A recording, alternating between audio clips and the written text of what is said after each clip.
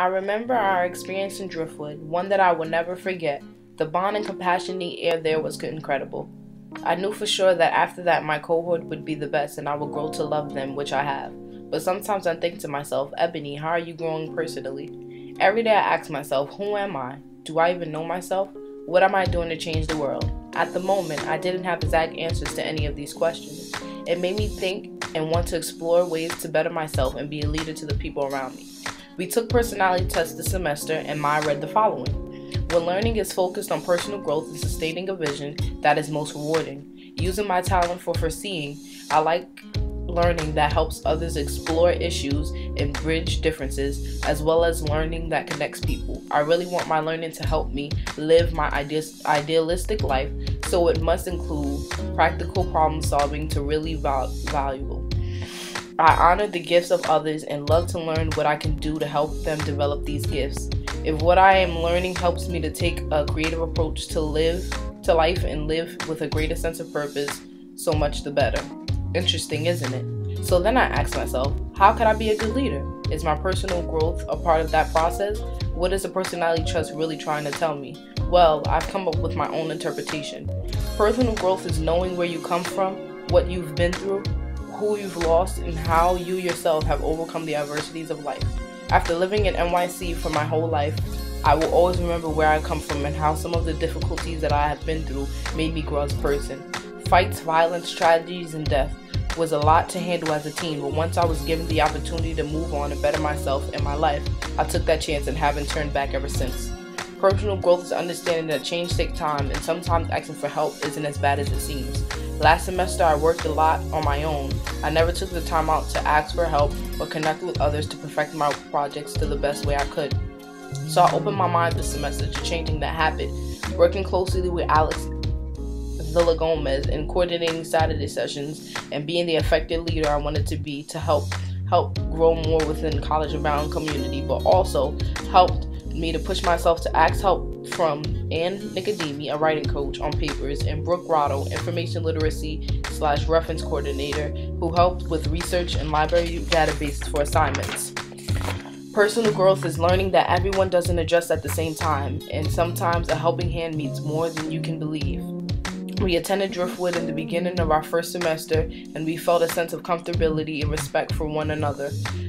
But as the semester continued, we as a group began to forget what each other's strengths and weaknesses are and disconnected a bit. So this semester, Beth and Chris had Rob Gallo return to SNHU and help us to build our community again. He wanted us to realize that we would definitely have our ups and downs, but remembering that the group has to stick together and show each other the 90% of ourselves that we sometimes hide. Personal growth is stepping out of your comfort zone and dancing for something you stand for. After hearing about the soul food dinner that the beloved community, the Diversity Club, was giving for Black History Month, I decided to do a praise dance with a spiritual dance, which is a spiritual dance. I felt that the praise dance connected me back to my church, and I dared to express a different side of me that people didn't see before. Personal growth is understanding that even the little things matter more than you think they do. So even when making cupcake decoration seems uninteresting, the time to bond with others makes it all worth it. When our RA Caitlin Allard put together the cupcake decorations activity, I decided to go even though I debated in the beginning. But it turned out to be an awesome way to relax and eat, but also chat with other people on campus who weren't in College and Bound.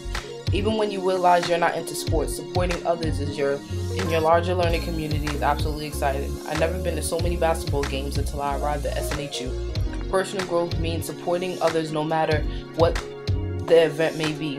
Being willing to learn more about things you aren't aware of, whether you are for or against it.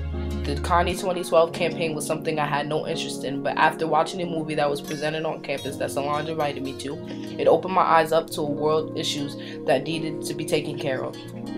Personal growth is about knowing that in order to be an effective leader, you have to be open to working with others and sharing ideas. As Solange, Pedro, Joyce, and I planned Candidates Weekend for the incoming cohort, we worked together, putting ideas together and being open to creativity. This helped us to make Candidates Weekend the best weekend it could be.